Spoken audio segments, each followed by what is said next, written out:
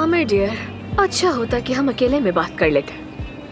नहीं नहीं, आप लोग अपनी बात जारी रखें। मैं तो बस ये केक लेने के लिए आई थी यहाँ पर। शुगर लेवल कम हो गया है ना मेरा। जब शुगर लेवल गिरता है तो बहुत गुस्से में आ जाती हूँ। मैं किसी को भी खा सकती हूँ, बल्कि तहस नहस कर सकती हूँ। इसलिए चीनी का तवाजुन बहुत जरूरी है मेरे लिए। मैं ये ले लेती हूँ, आप लोग आराम से बात करें, अच्छी गपशप करें। खुदा हाफिज।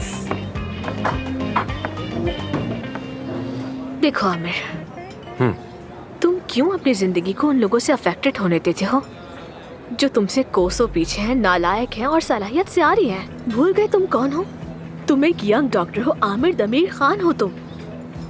देखो, तुमने फैसला तो ले लिया है और हम भी तुम्हारे फैसले में तुम्हारे साथ खड़े हैं। वैसे भी नुकसान होगा क्लिनिक को। देखो, आज जो सबसे सच्ची बात सुनी वो यही। हाँ, देखो आमिर, तुम्हारा जो भी फैसला होगा मैं तुम्हारे साथ हूँ। तुम जानते हो, मैं क्लिनिक में भी हमेशा से तुम्हारे साथ थी।